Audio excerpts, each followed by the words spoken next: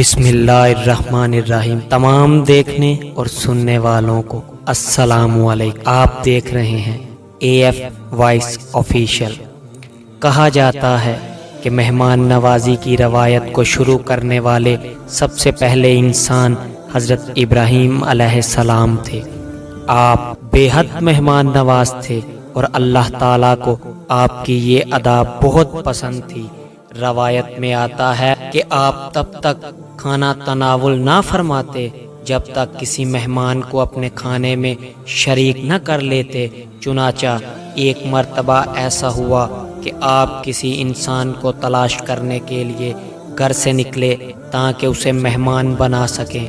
آپ نے بہت تلاش کیا مگر کوئی بھی مہمان بننے کے لیے تیار نہ ہوا۔ تھک ہار کر واپس پلٹے تو پتہ چلا کہ گھر میں ایک اجنبی کھڑا ہے۔ آپ نے اس سے پوچھا، تم کون ہو؟ اس نے کہا، میں ملک الموت ہوں اور مجھے رب العالمین نے ایک شخص کی طرف بھیجا ہے تاکہ اسے خوشخبری سناؤں کہ اللہ تعالیٰ نے اسے اپنا خلیل بنا لیا ہے۔ آپ نے پوچھا، وہ کون خوش نصیب ہے؟ اگر مجھے پتہ چل جائے تو تادم ہمیشہ اس کا ہمسایہ بنا رہوں۔ ملک الموت نے کہا، وہ خوش قسمت تو آپ ہیں اور یہ اس وجہ سے ہے کہ بلا امتیاز و تفریق آپ کی عطاؤں کے دروازے لوگوں کے لیے کھلے رہتے ہیں۔ اللہ تعالیٰ کو آپ کی یہ ادا بہت پسند تھی کہ آپ اس کی مخلوق پر بہت رحم دل تھے۔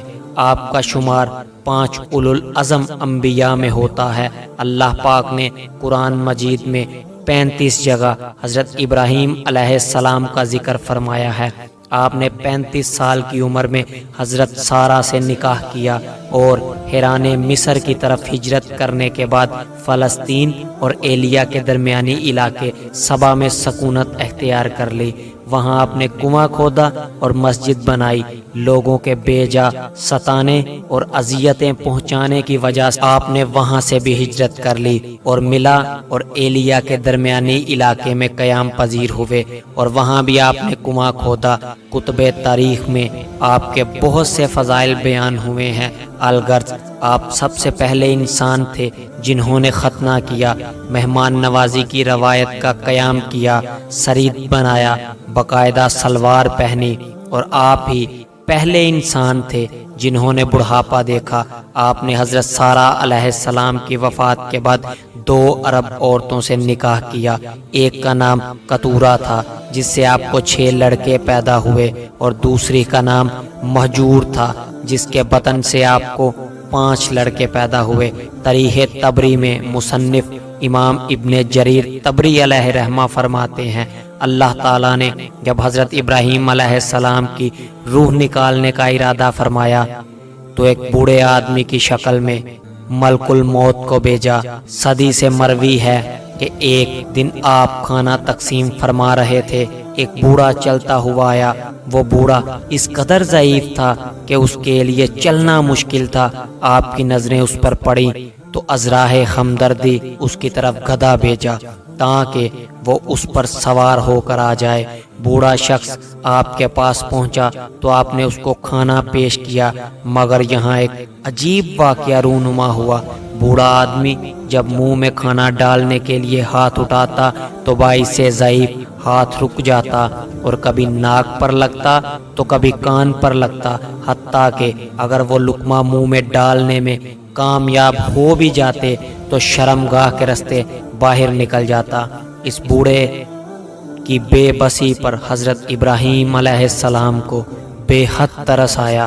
آپ نے اس بوڑھے سے پوچھا، اے شخص، یہ تم کیا کر رہے ہو؟ اس نے جواب دیا، میرے ہاتھوں پر اختیار نہیں رہا، بھوک مٹانے کو کھاتا ہوں مگر پیٹ میں کچھ رہتا ہی نہیں، بہت تکلیف میں ہوں۔ آپ نے پھر پوچھا، تمہاری عمر کتنی ہے؟ اس نے عمر بتائی تو آپ نے فرمایا، تم مجھ سے صرف 2 سال بڑے ہو، اگر تمہارا یہ حال ہے تو 2 سال بعد میں بھی اس حالت کو پہنچ جاؤں گا۔ آپ نے اسی وقت دعا فرمائی، اے اللہ اس حالت کے آنے سے پہلے مجھے موت عطا فرما دے۔ چنانچہ وہ بوڑھا فوراً اٹھ کھڑا ہوا جو کہ در حقیقت موت کا فرشتہ تھا، اور اس نے حضرت ابراہیم علیہ السلام کی روح قبض کر لی۔ اس وقت آپ کی عمر مبارک 200 سال تھی، اور ایک قول کے مطابق 175 سال تھی، اور تیسرے قول کے مطابق 190 سال تھی۔ مذکور ہے کہ حضرت داؤد علیہ السلام اور حضرت سلیمان علیہ السلام کی طرح حضرت ابراہیم علیہ السلام کو بھی موت اچانک آئی۔ آپ علیہ السلام کو ہارون بستی میں اسی جگہ دفن کیا گیا تھا جہاں حضرت سارہ علیہ السلام کو دفن کیا گیا تھا۔ آپ نے دفن کے لیے زمین کو اپنے ہاتھوں سے 400 درہم میں خریدا تھا۔ آپ کے کفن و دفن کا انتظام حضرت اسحاق علیہ السلام نے کیا تھا۔ واللہ عالم، اللہ ہم سب کا حامی و ناصر ہو۔ وسلام۔